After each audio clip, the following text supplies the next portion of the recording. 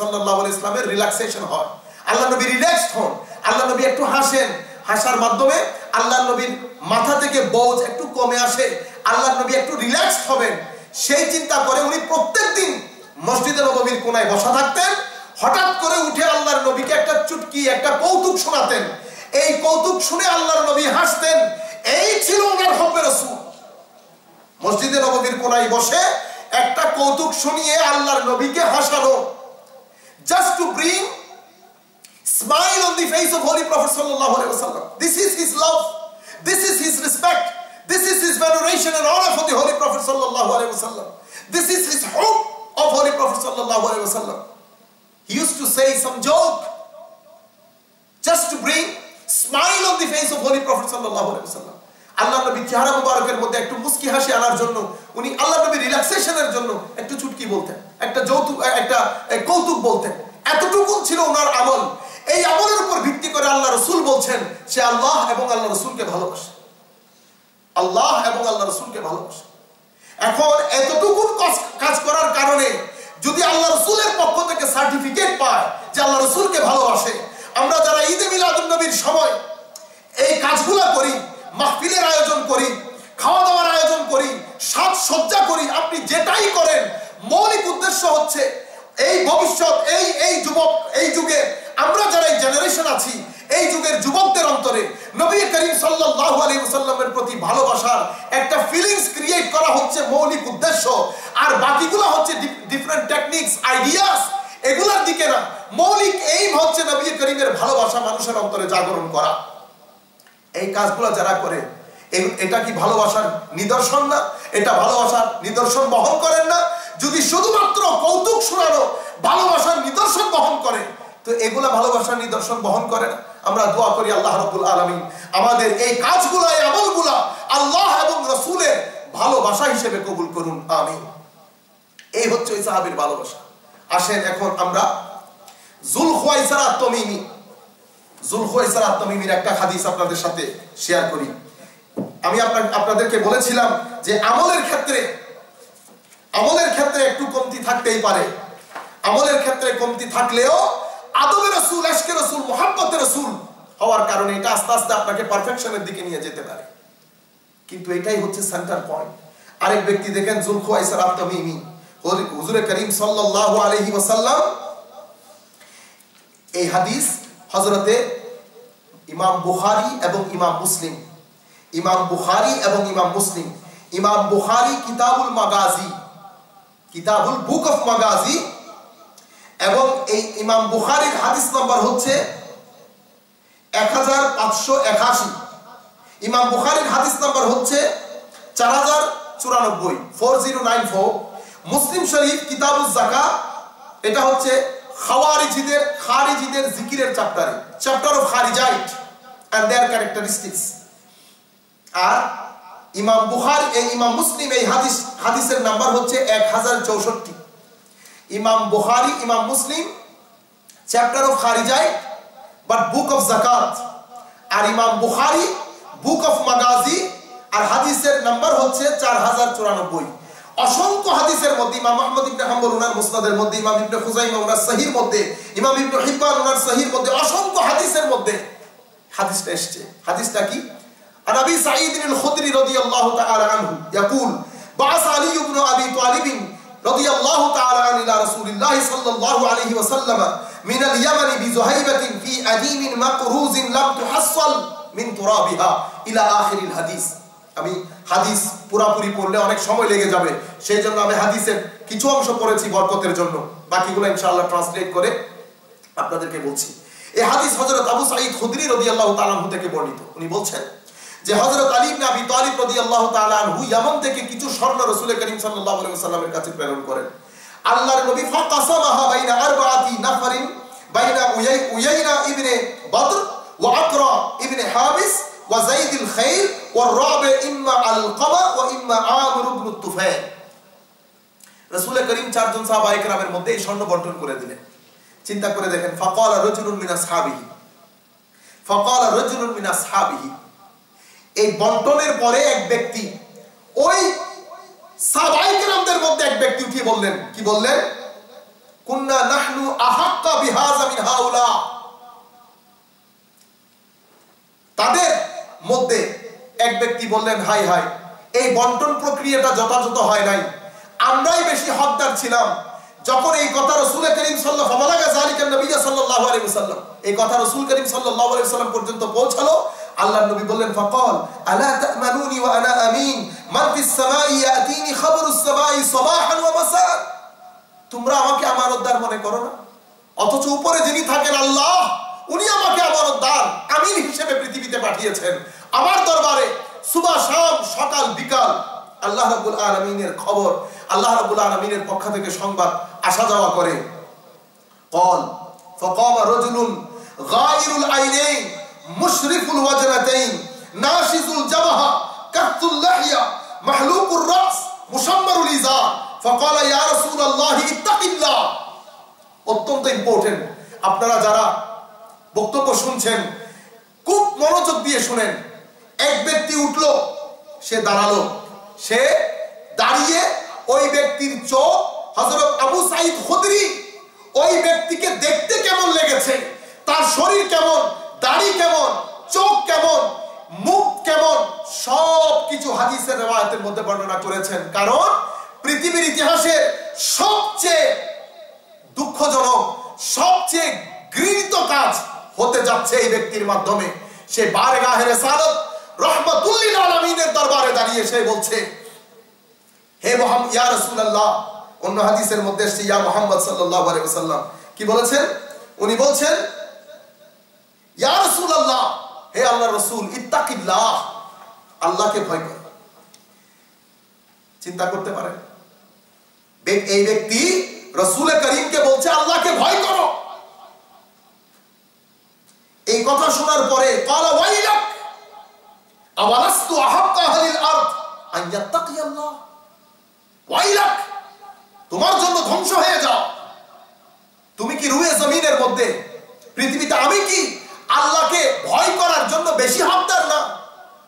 কারণ আমি কুল হুয়াল্লাহু আহাদ, পৃথিবীতে কেউ আল্লাহকে দেখে নাই, আমি দেখে শুনে তোমাদের কাছে প্রসার করেছি। তোমরা আমার মুখ থেকে শুনে বিশ্বাস করছো যে আল্লাহ আছে, তোমরা আমার মুখ থেকে শুনে বিশ্বাস করছো এই কুরআন আল্লাহ, তোমরা আমার মুখ থেকে শুনে বিশ্বাস করছো কবরের মধ্যে একটা হায়াত আছে, তোমরা আমার মুখ থেকে শুনে বিশ্বাস করছো আল্লাহ আছে, আর আমি দেখে বলছি আল্লাহ আছেন। কাজে আমি বেশি হকদার আল্লাহকে ভয় করার।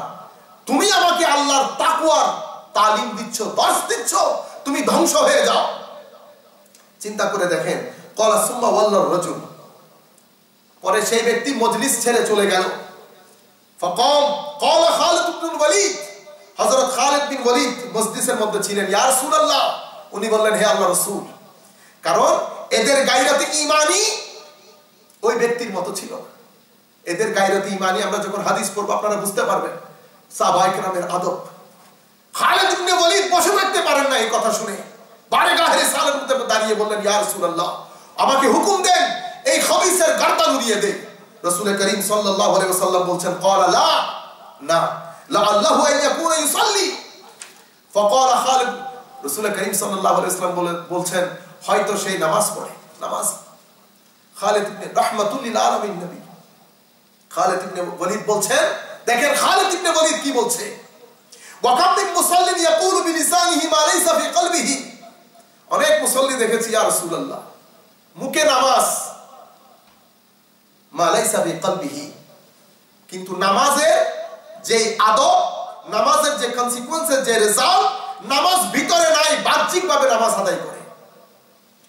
قال رسول الله صلى الله عليه وسلم اني لمؤمر ان انقب عن قلوب الناس। হুজুর করিম সাল্লাল্লাহু আলাইহি ওয়াসাল্লাম বলছেন, আমাকে মানুষের অন্তরের ভিতরে কি আছে সেটা ছিঁড়ে দেখার আমাকে আল্লাহ রাব্বুল আলামিন হুকুম দেন নাই।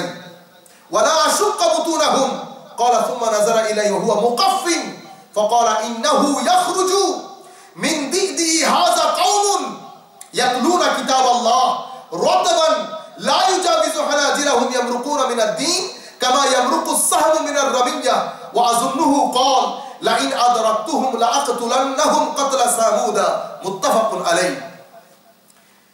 এতটুকুন বলার পরে আল্লাহর নবী বলছেন, মানুষের পেট, পিঠ, মানুষের বুক ছিঁড়ে ভিতরে কি আছে সেটা দেখার দায়িত্ব আমাকে দেওয়া হয় নাই।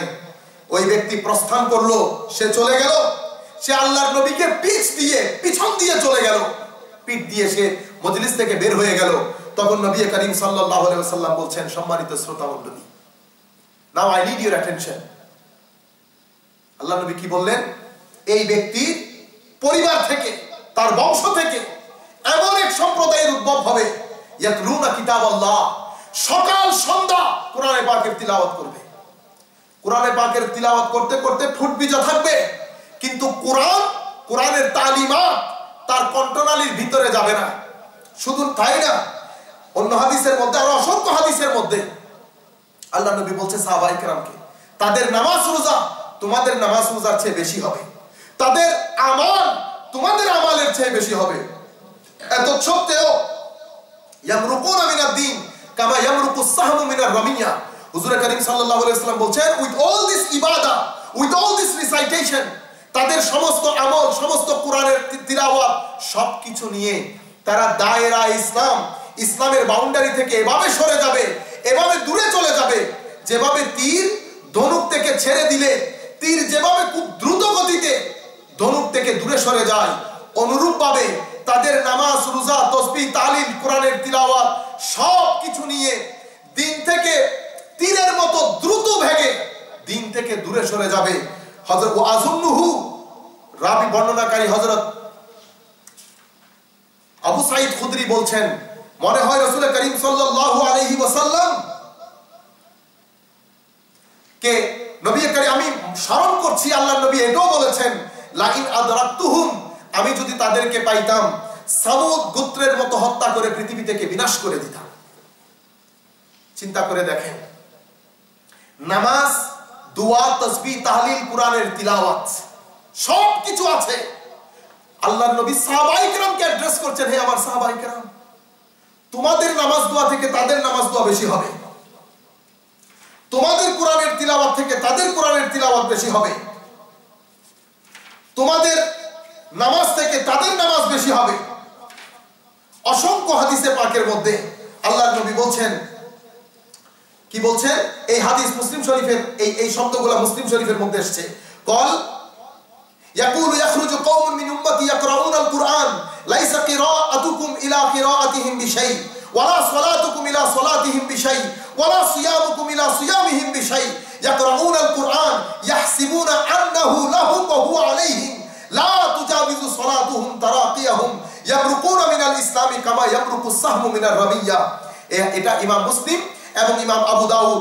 ইমাম মুসলিম এই হাদিসটা আবারও বুক অফ যাকাত আত-তাহরিদ আলা কতলিল খাওয়ারিজ, এই অধ্যায় আত-তাহরিদ আলা কতলিল খাওয়ারিজ, খারেজিদের হত্যা করার উদ্বুদ্ধকরণের অধ্যায়। এই অধ্যায়ের মধ্যে হাদিসের নাম্বার হচ্ছে 1066, 1066। ইমাম আবু দাউদ ওনার সুনানের মধ্যে কিতাবুস সুন্নাহ বাবু ফি কতলিল খাওয়ারিজ, খারেজিদেরকে কতল করার অধ্যায়। এই অধ্যায়ের মধ্যে ইমাম আবু দাউদ হাদিসের হচ্ছে 4768 নম্বর হাদিস। এই হাদিসের মধ্যে হযরত যায়েদ বিন ওয়াহাব আল-জুহানী রাদিয়াল্লাহু তাআলা থেকে বর্ণিত এই হাদিস। এই হাদিসের মধ্যে একই কথা বলা হচ্ছে, সাহাবায়ে কেরামকে বলছেন, তোমাদের নামাজ তাদের নামাজের তুলনায় কিচ্ছু হবে না, তোমাদের সওম তাদের সওমের তুলনায় কিছুই না, তোমাদের কোরআনের তিলাওয়াত তাদের কোরআনের তিলাওয়াতের তুলনায় কিছুই না। কোরআনের তিলাওয়াত এমন ভাবে করবে মনে যেন কোরআন তাদের জন্য অবতীর্ণ হয়েছে। ইয়ামরুকুন, কিন্তু এত সত্ত্বেও ওই ঘুরে ফিরে একই কথা, দিন থেকে এভাবে বের হয়ে যাবে যেভাবে তীর ধনুক থেকে বের হয়ে যায়। এখানেও হুজুর করিম সাল্লাল্লাহু আলাইহি ওয়াসাল্লাম বলছেন, ঈমান থেকে বের হয়ে যাবে। তাহলে যুলখুয়াইসার আত-তামিমি যে ঈমান থেকে বের হয়ে গেছে, কি কথার কারণে বের হয়ে গেছে? নামাজও আছে, তাসবিহ, তাহলিল, কোরআনের তিলাওয়াত সবকিছু আছে, কি ছিল না? শুধু এতটুকু বলেছে মজলিসের মধ্যে বসে, ইত্তাকিল্লাহ ইয়া রাসূলুল্লাহ বলেছে আল্লাহকে ভয় করেন। নবী পাকের সাথে বিয়াদবি করেছে। এই বিয়াদবি তাকে ঈমানের দায়রা থেকে খারিজ করে দিয়েছেন। নামাজ, দোয়া, তাসবিহ, তাহলিল সবকিছু 2 মিনিটের মধ্যে তাকে আর ঈমানের দায়রার মধ্যে রাখতে পারে নাই। আল্লাহর নবী বলছে, with all this ibadah he is out of the ambit of Islam, সে ঈমানের দায়রা থেকে খারিজ হয়ে গেছে।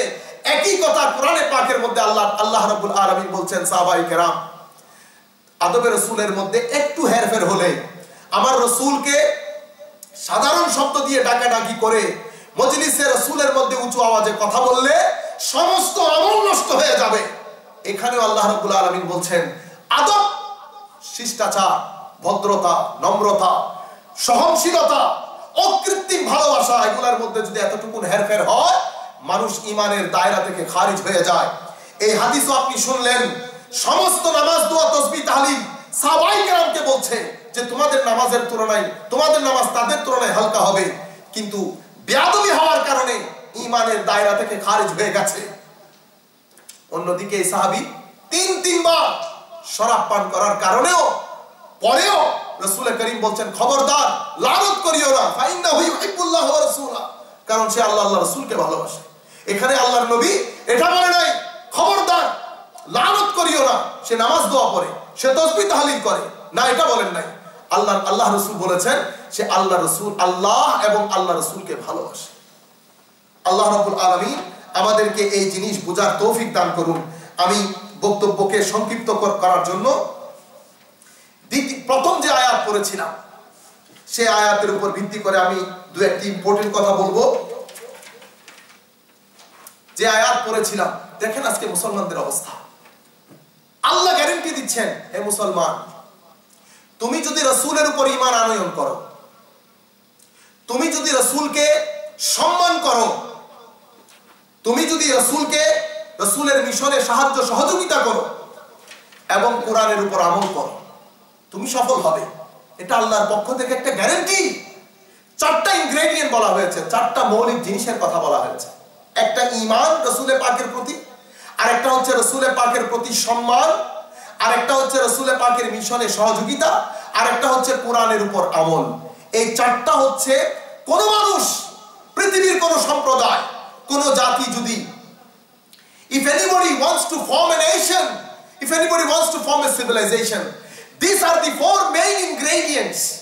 If any nation apply these four main ingredients, they will be able to present a full-fledged civilization to the humanity. এটাই হচ্ছে চারটা ingredient একটা জাতি প্রতিষ্ঠা করার জন্য, একটা সিভিলাইজেশন প্রতিষ্ঠা করার জন্য, পৃথিবীকে একটা সিভিলাইজেশন গিফট প্রেজেন্ট করার জন্য আল্লাহ গ্যারান্টি দিচ্ছেন সফল হবে।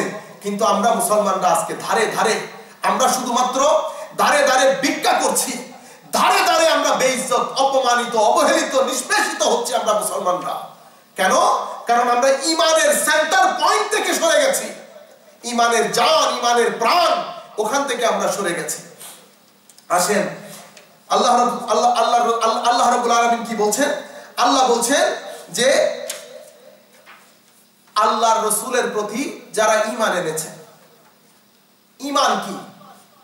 আমরা বলি নাই যে ঈমানের সেন্টার পয়েন্ট রাসূল করিমের ভালোবাসা? আল্লাহর নবী খুদ হাদিসে পাকের মধ্যে বলছেন যে এই হাদিস মুত্তাফাকুন আলাইহি, বুখারী মুসলিমের শরীফের হাদিস, আপনারা অসংখ্য বার শুনেছেন। আমার নবী কি বলে? লা ইউমিনু আহাদুকুম হাত্তা আকুনা আহাব্বা ইলাইহি মিন ওয়ালিদিহি ওয়া ওয়ালাদিহি ওয়ান নাস আজমাইন। আল্লাহর নবী বলছে তোমরা ঈমানদারি হবে না। এটা সহিহ বুখারী শরীফের আয়াত, কিতাবুল ঈমানের মধ্যে, যে তোমরা ঈমানদারি হবে না কখন? যতক্ষণ পর্যন্ত তোমরা পৃথিবীর সব কিছু থেকে আমাকে বেশি না ভালোবাসবে। তাহলে ঈমান হচ্ছে আল্লাহর রাসূলকে ভালোবাসা, ঈমান হচ্ছে আল্লাহর রাসূলকে ভালোবাসা।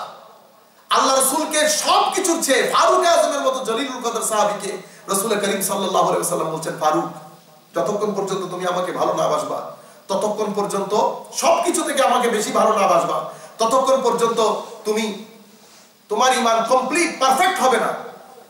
ফারুক আযম বললেন, ইয়া রাসূলুল্লাহ, আমি সবকিছু থেকে আপনাকে বেশি ভালোবাসি, কিন্তু আমি আমার নফসকে আপনার চেয়ে বেশি ভালোবাসি। আল্লাহ রাসূল বলছে, ফারুক, এই ভালোবাসা দিয়ে ঈমান কমপ্লিট হবে না। ফারুক আযম বলছেন, ইয়া রাসূলুল্লাহ, এখন থেকে আমি আপনাকে সবকিছুর চেয়ে বেশি ভালোবাসি।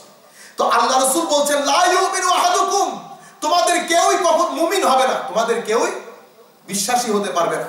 You will not be believer until you love me more than anything, everything of the world. তো রাসূল পাকের প্রতি ভালোবাসাই আল্লাহ রাসূলের ঈমান, আমাদের ঈমান। শুধু তাই না, আরেক হাদিসের মধ্যে রাসূল করিম সাল্লাল্লাহু আলাইহি ওয়াসাল্লাম বলছেন যে তোমরা, if anybody want to have taste of ঈমান, কেউ যদি ইমানের স্বাদ নিতে চায়, কেউ যদি ইমানের স্বাদ নিতে চায়, তো সে আল্লাহ এবং রসুলকে ভালোবাসতে হবে। আল্লাহ এবং রসুলের প্রতি ভালোবাসাই ওই ব্যক্তি ইমানের টেস্ট, ইমানের স্বাদ গ্রহণ করতে পারবে যে ব্যক্তি আল্লাহ এবং রসুলকে ভালোবাসবে। তাহলে আল্লাহকে ভালোবাসা ততক্ষণ পর্যন্ত সম্ভব না যতক্ষণ পর্যন্ত রসুলকে ভালোবাসা না হয়। রসুলকে ভালোবাসা ছাড়া আল্লাহর ভালোবাসার কোনো অস্তিত্বই নাই। রসুলের ভালোবাসাই আল্লাহর ভালোবাসা। রাসূল করিম সাল্লাল্লাহু আলাইহি ওয়াসাল্লাম বলছেন, ইমানের টেস্ট, ইমানের স্বাদ গ্রহণ করতে হলে এগেইন রাসূল করিম সাল্লাল্লাহু আলাইহি ওয়াসাল্লামকে মহব্বত করা, ভালোবাসা। আচ্ছা, এরপরে বলা হয়েছে তাযীর ওয়া আযযারুহু। দুটি শব্দ স্বাভাবিকভাবে ব্যবহার হয়, একটা তাযীম, একটা তাযীর। তাযীম মানে সম্মান করা। আমরা বড়কে সম্মান করি, মা বাবাকে সম্মান করি, শিক্ষককে সম্মান করি। সেই সম্মানের মধ্যে একটা লিমিটেশন থাকে, একটা হাদ থাকে। সেই হাদ আমরা ক্রস করি না কখনো। কিন্তু তাযীম, সম্মান যখন রাসূল করিম সাল্লাল্লাহু আলাইহি ওয়াসাল্লামের জন্য হবে, সেটা তখন সম্মান হবে যখন সেই সম্মানের মধ্যে হদ ক্রস হবে। যদি হদ ক্রস না হয়, রাসূল করিম সাল্লাল্লাহু আলাইহি ওয়াসাল্লামের সম্মানের ক্ষেত্রে যদি হদ ক্রস না হয়, সীমা লঙ্ঘন না হয়, তাহলে সেটা তাযীর হবে না, তাহলে সেটা রাসূল পাকের প্রতি সম্মান হবে না। আল্লাহ, তুমি তাযীর বলতে কি বোঝাতে চাচ্ছ, কি বলতে চাচ্ছ? আসেন আমরা এই যে রাসূল পাকের প্রতি সম্মান এবং সম্মানের সমস্ত সীমা লঙ্ঘন করে সম্মান, আল্লাহ রাসূলকে সমস্ত সীমা লঙ্ঘন করে সম্মান করা, সেটা আমরা সাহাবায়ে কেরাম কাছ থেকে শিখি। আমরা আমাদের উইজডম, আমাদের ইন্টেলেকচুয়ালিটি, আমাদের বিবেক, আমাদের ব্রেন ইউজ না করে আমরা ইমানের ক্ষেত্রে সাহাবায়ে কেরামের ইমানকে আমরা অ্যাকসেপ্ট করি, গ্রহণ করি। কারণ তাদের ইমান সার্টিফাইড, তাদেরকে আল্লাহ সার্টিফিকেট দিয়েছেন রাদিয়াল্লাহু আনহু ওয়া রাদু আন বলে, that I am pleased with them, they are pleased with me। আমি তাদের উপর সন্তুষ্ট, তারা আমার উপর সন্তুষ্ট। কি বলছেন আল্লাহ? কি তারা সাহাবায়ে কেরাম রাসূল করিম সাল্লাল্লাহু আলাইহি ওয়াসাল্লামকে সম্মান করার ক্ষেত্রে সীমা লঙ্ঘন করতেন কিনা? আসেন আমরা দেখি। আমরা এখন যে হাদিসটি আপনাদের সম্মুখে পড়ব, এটা ইমাম বুখারী রিওয়ায়াত করেছেন। ইমাম আহমদ ইবনে হাম্বল এবং ইমাম ইবনে হিব্বান উনিও রিওয়ায়াত করেছেন ওনার সহিহর মধ্যে। ইমাম বুখারী কিতাবুশ শুরুত, বুক অফ শুরুত, বাবুশ শুরুত ফিল জিহাদ ওয়াল মাসালিহ মা আহলিল হারব ওয়া কিতাবা। বুক অফ শুরুত আর চ্যাপ্টার হচ্ছে জিহাদের ক্ষেত্রে নন মুসলিমদের সাথে আপনার বিহেভিয়ারটা, ম্যানার্সটা কিরকম হবে, সেটেল ডাউন কিরকম হবে, সেটার চ্যাপ্টার। আর হাদিসের নাম্বার হচ্ছে 2581, বুখারী শরীফের বর্ণনা। এরপর ইমাম আহমদ ইবনে হাম্বল ওনার মুসনাদের মধ্যে, ইমাম ইবনে হিব্বান ওনার সহিহর মধ্যে শুদ্ধ সনদে বর্ণনা করেছেন। আরো অসংখ্য ইমাম তাবরানী থেকে শুরু করে, ইমাম বাইহাকি থেকে শুরু করে অসংখ্য হাদিসের কিতাবের মধ্যে তো এসেছে বুখারী শরীফের রিওয়ায়াত। হযরত মিসওয়ার ইবনে মাখরামা রাদিয়াল্লাহু তাআলা আনহু এবং হযরত মারওয়ান রাদিয়াল্লাহু তাআলা আনহু দুইজনই হাদিসের জয়েন্টলি রিওয়ায়াত করছেন। কি বলছেন? ইন্না উরওয়াতা জাআলা ইয়ারমুকু আসহাবান নবী সাল্লাল্লাহু আলাইহি ওয়াসাল্লাম বিআইনাই قال فوالله ما تنخم رسول الله صلى الله عليه وسلم نخامة إلا وقعت في كف رجل منهم فدلك بها وجهه وجلده। হাদিসের বর্ণনা করতে করতে জিনিসটা ঠিক এই ধরনের।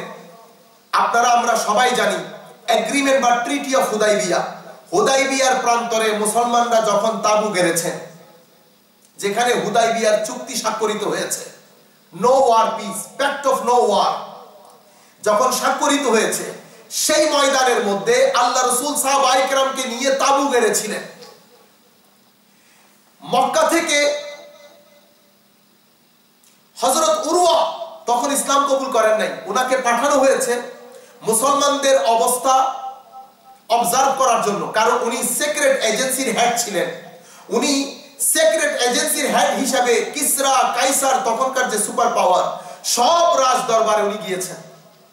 এখানে এসেছেন উনি মুসলমানদের অবস্থা পর্যবেক্ষণ করার জন্য। মুসলমানরা তাদের অ্যাকচুয়ালি মেন্টালিটি কি, প্ল্যানিং কি, প্রোগ্রামিং কি, তারা কি whether they are going to attack Mecca or not, তাদের এক্সাক্ট এইম কি, অবজেক্টিভ কি, এটাই ছিল ওনার আসার মৌলিক কারণ। উনি এসে মুসলমানদেরকে অবজার্ভ করে ব্যাক করলেন মক্কার পার্লামেন্টে বসে লিডারদের সামনে। উনি কি বলা দরকার ছিল আর উনি বলছেন কি, কি বলছেন?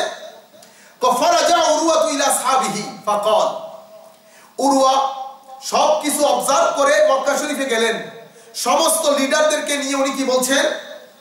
এ কওম ওয়াল্লাহি লাকাদ ওয়াফাততু আলাল মুলুক ওয়াফাততু আলা কাইসারা ওয়া কিসরা ওয়া নাজ্জাশি ওয়াল্লাহি ইন রাআইতু মালিকান কাত্তুন ইউআযজিমুহু আসহাবুহু মা ইউআযজিমু আসহাবু মুহাম্মাদিন মুহাম্মাদা সাল্লাল্লাহু আলাইহি ওয়াসাল্লাম। উনি বলছেন দেখেন কি বলা দরকার ছিল, কি বলছেন? উনি বলছেন হে আমার সম্প্রদায়, হে আমার জাতি, আমি পুরো জাতিকে সম্বোধন করছি। আমি সরকারি কাজে কিসরা কাইসার নাজ্জাশির রাজপ্রাসাদেও গিয়েছি, আমি দেখেছি তাদের মানুষ তাদেরকে কিভাবে সম্মান করে। দেখেন আবারও তাজিমের কথা আসছে। কিন্তু আমি কখনো কোন দরবারে তাদের মানুষকে, তাদের নেতাকে এইভাবে সম্মান করতে দেখি নাই যেভাবে মুহাম্মদ সাল্লাল্লাহু আলাইহি ওয়াসাল্লাম উনাকে, উনার সাহাবায়ে কেরাম, উনার বন্ধু বান্ধব যেভাবে সম্মান করেছেন ওরকম সম্মান করতে আমি কোন নেতাকে দেখি নাই যে তাদের মানুষ তাদেরকে সম্মান করছে এভাবে, যেভাবে মুহাম্মদ সাল্লাল্লাহু আলাইহি ওয়াসাল্লামের সহচরবৃন্দ মুহাম্মদ সাল্লাল্লাহু আলাইহি ওয়াসাল্লামকে সম্মান করতে দেখেছি। এইরকম এক্সাম্পল আমি কোন বড় বড় রাজ দরবারে এর আগে দেখি নাই। অবাক, সমস্ত মানুষ মিলে জিজ্ঞেস করছে যে কি দেখলা? তখন উনি আবারও বলছেন ওয়াল্লাহ, আল্লাহর কসম করে বলছি, ইন তানাখামা নুখামাতান ইল্লা ওয়াকাআত ফি কাফি রাজুলিন মিনহুম ফাদালাকা বিহা ওয়াজহাহু ওয়া জিলদাহু। কোন নবী করিম সাল্লাল্লাহু আলাইহি ওয়াসাল্লাম থু মুবারক ফেলতেন, কফ করে থু মুবারক ফেলতেন। থু মুবারক, থু মুবারক, আপনারা আই নিড ইওর কনসেন্ট্রেশন।